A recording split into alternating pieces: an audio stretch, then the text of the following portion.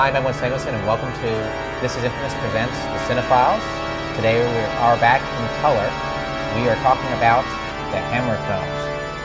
We're going to talk about 4 films today that Eric has picked that he thinks best represents different periods of time in Hammer's history.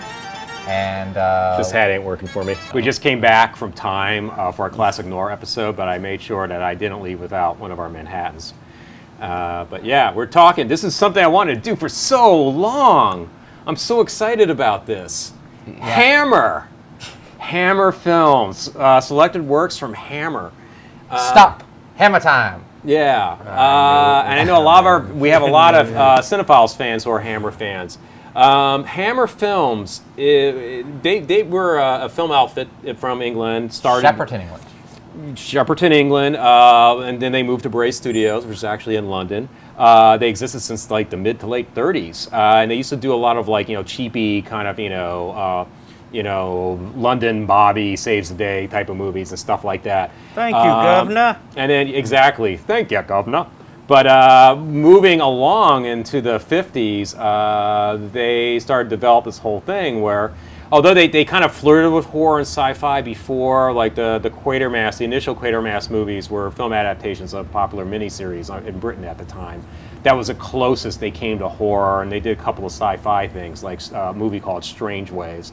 But in the late 1950s, they decided to take some public domain material, notably Bram Stoker's Dracula, Mary Shelley's Frankenstein, and decided to do their own take on a universal horror thing. And their first release was Curse of Frankenstein. And what's interesting is that we had in the 30s and I guess 40s, we had the Universal monster films, which were anchored by 2 of the biggest actors of their time, which were Boris Karloff and Bela Lugosi. But with Hammer, we were very fortunate to get 2 amazing actors. One would be Christopher Lee, who's still working today. Sir Christopher Lee. Yeah, and man even recorded a freaking heavy metal record, a couple of them. Going strong in his 80s, man. And my other favorite, my personal favorite, Peter Cushing, who I think is just great. Most people who are not horror fans will be familiar with his appearance in Star Wars. 2 very fine actors, and 2 actors that appeared in their very first sort of Universal rip-off, horror movie rip-off film, which was Curse of Frankenstein, and Christopher Lee played the monster, Peter Cushing played the doctor. It was so successful, it spawned a franchise. We talk about franchises these days. Well, Hammer was rife with franchises. Oh, yes. The second film they did in that series was Dracula, or the horror Dracula, depending upon where you were in England or America at the time. And that's where Christopher Lee's career really took off as probably his most famous character, Count Dracula. And Peter Cushing played Van Helsing in that. What we're going to talk about today are selected works from Hammer. These are some of my favorite Hammer films, and I try to pick films that kind of like best represent the different genres they played with, from the vampire mythos to the Frankenstein mythos to, and they even dabbled in the Hitchcockian stuff. So the first film we're going to talk about, fittingly, is a Frankenstein movie. It's my favorite Frankenstein film from their series, Frankenstein Must Be Destroyed. And this was directed by, I guess it would be their most successful in-house director, Terence Fisher. Terence Fisher, who was a journeyman director, did a lot of stuff for Hammer. And this is an interesting film. I kind of liken it to sort of a John Cassavetes Frankenstein film, because it deals with all this John Cassavetes and Frankenstein. Well, it deals with inner turmoil amongst a relationship and blah blah blah, and a figure that comes in and just destroys it all. It also has, interestingly enough, even though it's not meant to be a faithful adaptation of the original Frankenstein novel, probably the most accurate presentation of the Frankenstein monster, as portrayed by another great British character actor, Freddie Jones, who would appear in a lot of David Lynch stuff.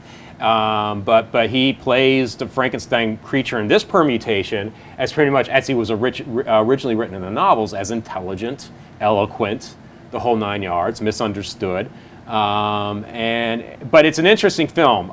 Peter Cushing's Frankenstein in this particular film is a very unsympathetic character.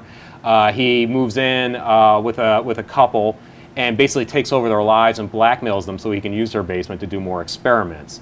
And that's basically the setup for this film. Gentlemen, what do you think of Frankenstein Must Be Destroyed?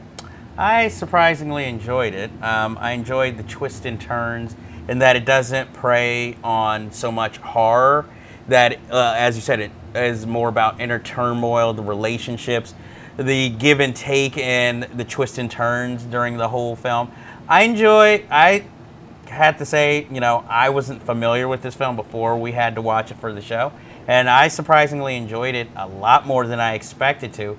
I know that one of the scenes was highly debated that even Peter Cushing didn't want to film, which is, spoiler alert, the rape scene. Yeah, the rape scene, they fought like hell not to put that in there. It was filmed under protest. Right, yeah, and but that they wanted it in there. The producers wanted that in there, so they did it. Cushing hated it, you know, but he had to do it. There's nothing more to say about it. It was a scene I didn't want to shoot. It's a really weird, jarring scene because it really, up to that point, Frankenstein had always been presented as a bit of a sociopath, let's just say, but more of a narcissist than a sociopath. This is where they went over that line, and he's an outright psychopath. And it's a weird, jarring thing because the series never presented Dr. Frankenstein in that evil a light before. But why I particularly like this film, it's my favorite of the series, is how it pays attention to character and drama. And it's interesting as a horror movie because there's not that much emphasis on horror, it's more suspense. Exactly. It's more Hitchcockian. It's like, you know, even like the couple that's blackmailing and helping Victor Frankenstein wind up trying to like cover up what's going on, because if they don't, Victor Frankenstein will like screw them. And there's that whole suspenseful sequence. It's kind of like something out Rear Window, where like they're in the backyard and the body's like buried underneath where the pipe is. The water pipe is leaking and all that stuff, and she knows that if she doesn't stop it, it's going to like uncover the grave. It's actually a very suspenseful sequence. And Cushing, although he's playing an evil interpretation of Victor Frankenstein, he's actually very good in that role. And he makes a very convincing villain. Peter Cushing is, I mean, really, I think, he doesn't have to phenomenal. try hard. He's such a great actor, Peter Cushing. I mean, he really, you know, I don't know what it is about him, but he really just puts his heart and soul into film. Even though he's an evil character, he brings some kind of humanity to him, doesn't he? What do you think of Freddie Jones as the creature in this particular thing? Well, my thing is, I don't remember what Freddie Jones looks like now. So watching this film, he was in The Elephant Man. He was the carnival guy that was like really sadistic to John Merrick, the Elephant Man. And he was in Dune. He was. I'll tell you what. Do you know his son, Toby Jones? Looks just like I him. Know who Toby. Yeah, I'm not saying he looks just like him, except he has bigger hair. Usually we see Frankenstein, he's a hulking thing, you know, he's not very intelligent. Well, we've never gotten an eloquent interpretation of that creature. Well, unfortunately, the first Frankenstein movie I saw was more the Robert De Niro portrayal. So you never saw Bride of Frankenstein? Not until, I would say, a year ago. So I'm used. So I know the way movies have always presented them have been kind of more slow and mindless, but, you know, the first time I was really introduced to the Frankenstein creature on film, I guess, for my own eyes, it was Robert De Niro's, where he was portrayed a little bit more intelligently, misunderstood, even though the film was shitty. So the next one we're going to discuss is rather kind of an unusual film for Hammer Studios, but not really. One of the subgenres Hammer dabbled in was sort of Hitchcockian style thrillers. The thing is, they're more like Henri Clouseau's Diabolique than they were actually like Psycho. And the funny thing is that most of them are written by their in-house screenwriter, Jimmy Sangster, who's a really good writer, but he tended to repeat a lot of motifs and twists and stuff that would show up. They did a lot of these films. There's a really interesting one called Paranoiac with our favorite drunken British actor, Oliver Reed. But the one we're going to talk about is called Scream of Fear, a.k.a. Taste of Fear, whatever it was, however it was released in the United States. It's an interesting film. It's batshit crazy in terms of plotting. It's all over the place. I mean, you really have to suspend your disbelief to accept some of the twists in this movie. But there's some incredible atmospheric direction by Seth Holt, who directed this film, especially at a sequence when she's out at night in her wheelchair going around the pool, and she goes into that tool shed or whatever that is, and she sees her father's dead body sitting there amongst the candles. It's a pretty spooky sequence. Well, the scene I like most is the one where you see the guy dive into the pool to do some searching for something.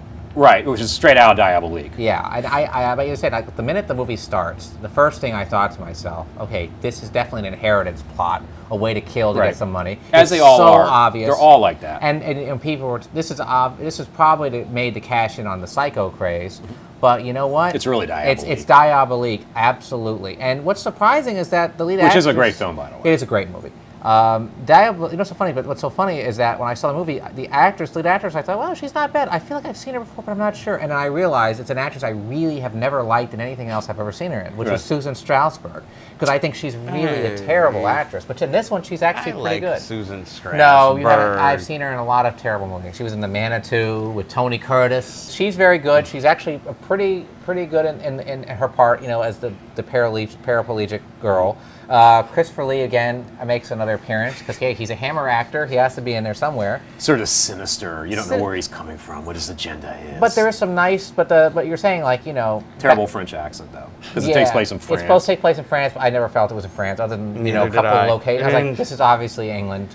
But what's so interesting is, like you said, you know, when it first started off, it was obviously Diabolique, and I was like, oh, God, okay, I know where this is going to go. And then all of a sudden, like you said, the plot twist... You go, whoa, I did not see that coming. It's kind of preposterous, but yet it's somehow not so preposterous that you just go, okay, get the fuck out. It's somewhat enjoyable, and you really don't see it coming. You really don't. And I mean, I got to give it credit. I did enjoy it. I don't want to spoil it, but the final denouement, like a final That's twist. That's ridiculous. That's too much. Yeah, it's kind of one of those things where the problems I have a lot of films that were like Diabolique inspired, right? They always have a twist where, you have to suspend your disbelief in the sense that you have to believe that person is willing to go to incredible discomfort to set someone up, right? And even Diabolique has that problem as well. But Diabolique, I'm sorry, Diabolique is the Mario Bava film. But the point is that this is one of those films. But it is really entertaining once it gets going. It is entertaining, but the thing is, you know what? It's so funny. Jeff is going to disagree. Oh, I'm sorry. Yeah, but you know, I can tell he's got an expression on his face. It is kind of preposterous. But the thing is, they don't play it. They play it a little too straight. If they would have had a little bit more fun, it probably would have been a little bit more believable. If it was just not so. But I got to tell you, man, all their films are like all their Hitchcockian thrills. Paranoiac's kind of fun though, because Oliver Reed just chews the scenery. Okay, I can see where it is predictable. I mean, you guys have pretty much said what I was going to say, but I mean, I like the opening scene, first of all. I didn't get it when I first started watching the film because I was like, what does this have to do with, once the plot and story goes in, what did that have to do with anything? Then it starts making sense as the film starts going along.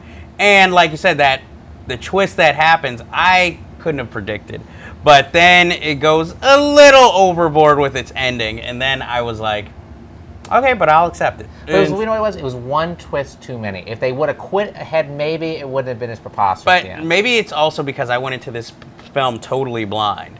So, and it was on a double feature disc, actually. Well, what do you think of the direction and the cinema? Because I mentioned, like, what I like about this film isn't the plotting. There's some genuinely well-composed scenes, I think, in this film.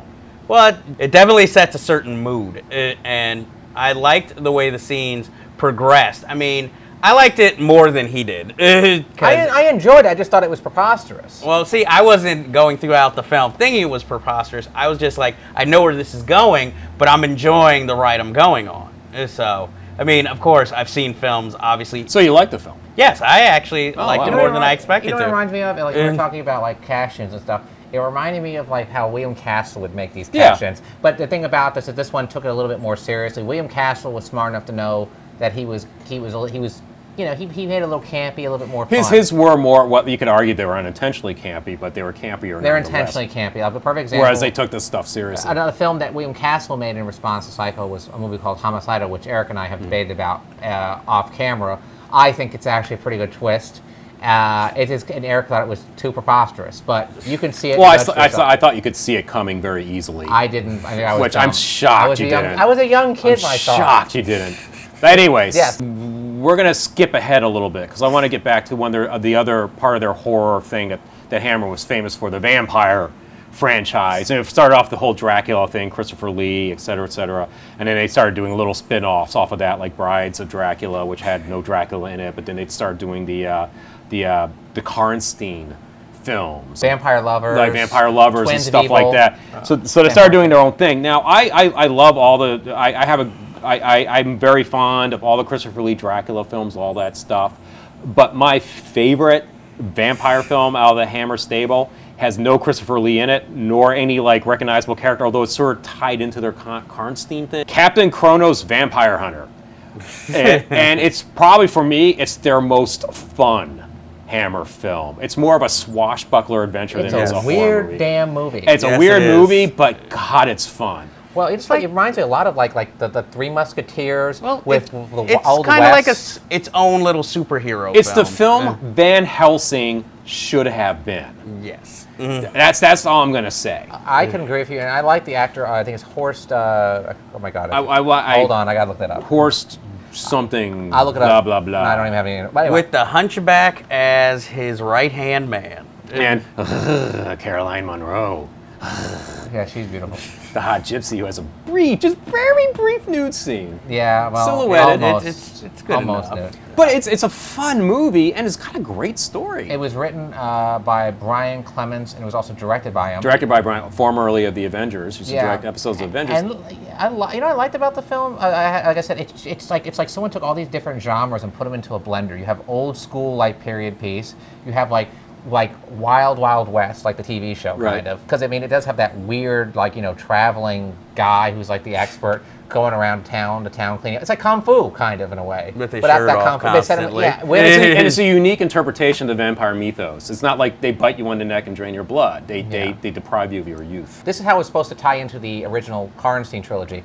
One of the characters is a Karnstein, and we're not going to say who, but it should have been played by Ingrid Pitt.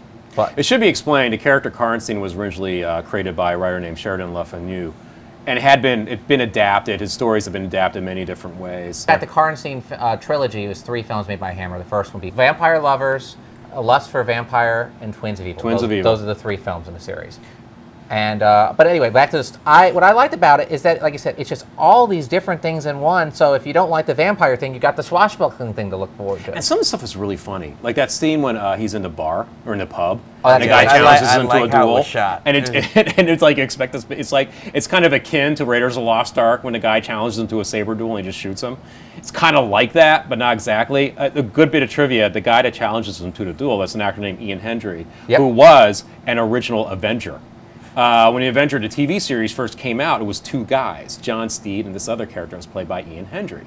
And he only did it for 1 season and decided to mix things up again, mix it up a bit by casting Honor Blackman as John Steed's partner. What's interesting is, as we're talking about the duel scene, whereas when there's a scene where the town folk decide to take on Captain KRONOS, and for all the nice sword work that was done in the bar duel scene, this scene, the sword work just looks so sloppy and horrible. And I was just like, what happened? Did the fight choreographer quit that day? Because I'm just like, what the hell happened? Because I was like, before it was like, oh, this is so gallant. Then he fights these guys. It's just like everybody's just swinging at each other. And then swords are flying everywhere. And people just look like they're just laying down all of a sudden. Well, what did you think of the movie? I really enjoyed the movie. That, to me, is the only black mark on the whole film. Is just that scene is just so No, it's even bad. worse. At the end is even worse. I'm talking, we're in the house. I thought that choreography. I thought that was well done. I didn't thought, think that was bad. especially when they were running in between the people who were.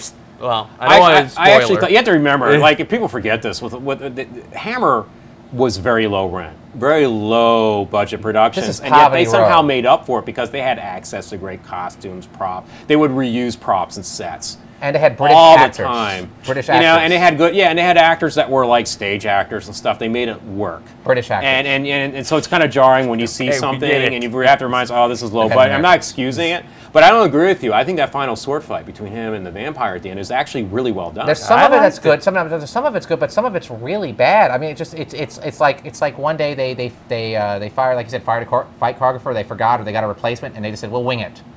Some of the scenes are very half-assed. But see, I like the ending fight. But I like the movie, and I did like the final reveal. By the way, that is a nice surprise. Yeah, it's a solid story. It's a mystery too. I mean, the movie is a mystery. He's trying to find out who is a real vampire behind all the stuff, and they set you up to think it's this brother and sister couple.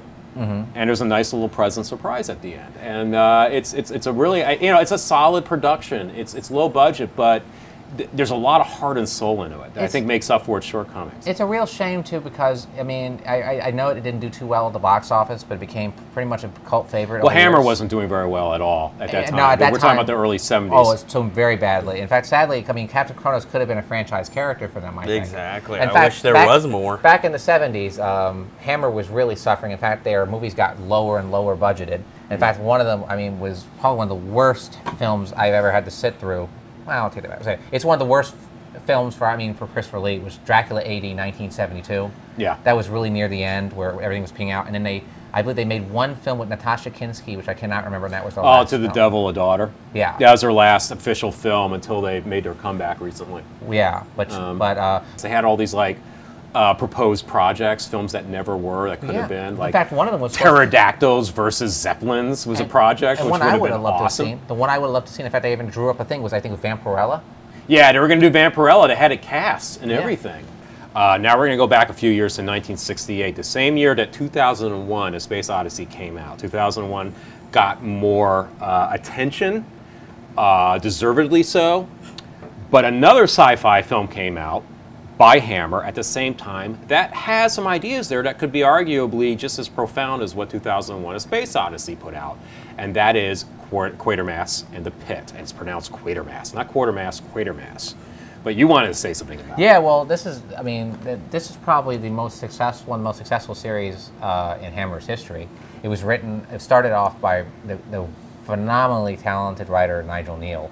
Hammer previously filmed one of the Quatermass films with Brian Dunleavy in 1957, I believe. As well, they were miniseries for TV, so another actor played them on TV. And Hammer was also big on like doing movie versions of TV shows. Like they did a couple of Doctor Who movies with Peter Cushing as Doctor Who.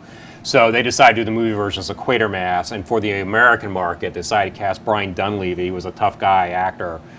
Used to be in a lot of like film noirs and comedies. He was in A Great McGinty. He was in The Glass Key. But he's so different, though, than in terms of the real what Quatermass should be. Well, yeah, Quatermass 1 is not American. No. But he's American in these films. But they're solid movies. The ones these are in, like The Quatermass Experiment. It's also known as The Creeping Unknown here in America. It's actually a very well-made film about a spaceship that falls to Earth, and of course, with the astronaut that was there that's infected. It's very intelligent, very intellectual. Then there was a sequel called Quatermass 2, and then there was Quatermass in the Pit, aka 5 Million Miles to Earth, which I have to say is one of the most intelligent films of its type. It is I love this film. And what I like about it is that the aliens are not what you expect. I mean, it is hurt by some cheap special effects. There's some cheap stuff in there. The low budget kind of hurts a little bit, but the ideas are solid. I agree that Nigel Neal is one of my favorite writers. He's brilliant of that time. Some of you guys know if you're big Halloween fans. He wrote the original script for Halloween 3, Season of the Witch. But even though the film that resulted, it wasn't his script, you see initial quintessential Nigel Neal concepts where he loves to take the occult and science and history and mythology, and he finds like a common ground. It's very well shot in color, and I like the whole scene of the subway, you know, the excavation, and when you uncover the aliens, you know, it's like just the anticipation is there. You know, you can't wait to see what it is, and unfortunately, when you see them, they're not really that great. Well, they look cheap. That's the problem. They look really cheap, and that's you have something you have to have the will to overlook a little bit, because there are things there that are just kind of like, oh, okay. With the exception of especially when this came out the same year as 2001. It threw me off because of all the films we've reviewed for Hammer, you know, this episode, they were a little bit more action oriented, and this one was more idea dialogue. And I actually quite enjoyed it because, like you said, it's more about ideas. And, you know, as the story goes on, all these ideas are introduced, and then, you know, they go and they investigate it, and I enjoyed that aspect of it. You know, after a while I was like, well, you know, when is something, you know, action-oriented going to happen? And once it did, you know, it didn't live up to the, like, again, the special effects pretty much let the story down a little. But I enjoyed, you know, for what it was. I was, you know, riveted by it, if that's what you can call it. I mean, I wasn't bored. Do you see, like, the influence of something like John Carpenter's Prince of Darkness? I can. I still don't like Prince of John Carpenter's. I'm not a huge. Hey, okay, for the record, I'm not a huge fan of Prince of Darkness either. I am. Okay, but that is his homage to Nigel Neal. Okay, I can see where that comes from. John Carpenter writes under the name Martin Quatermass. Yeah, he writes under the name Martin Quatermass. That's the thing, and I have problems with the execution of Prince of Darkness. But I know it has its fans, and I respect that. That's it's all like good. me, have respect for me. But yeah, I just think I'm glad you liked it, because it's one of those films where it's like, I want to recommend it to people. I'm not sure how they're going to take it. It's not for everybody. And those who I've seen, but everyone I've showed it to are like, hey, I really like that film. That's what was a cool movie. Because it takes you by surprise. Because just by the title, you expect... It doesn't insult your intelligence, which is really interesting about it. But see, like, when you first told me, I thought this was going to be a period horror film, just Quatermass in the Pit. And then when you actually watch it, it's like, oh, this is actually, you know, quite intelligent. It's, well, I can't say it's fun, but, you know, it keeps your attention. And you feel a little smarter coming out of the film, too. Like, I love the element about how, like, a majority human populace have this gene where at these things, it's very H.P. Lovecraft-like. When these things come back, they wake up, whatever they are, whatever is the residual of their power, will permanently be enslaved to this because of this particular gene. But there are certain people that are born without this gene.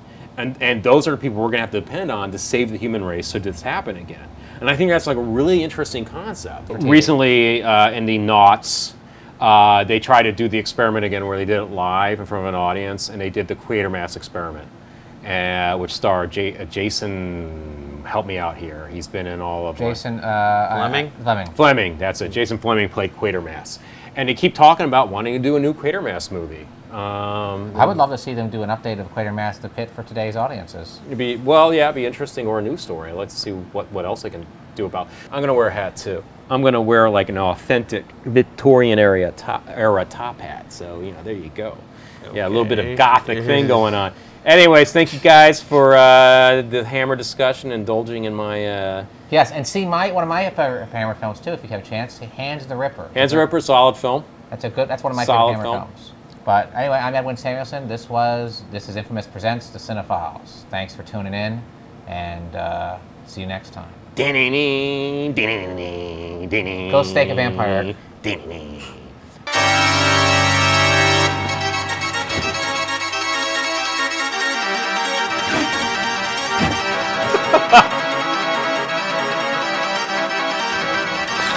Oh shit! Oh shit! Get back! That was a mistake.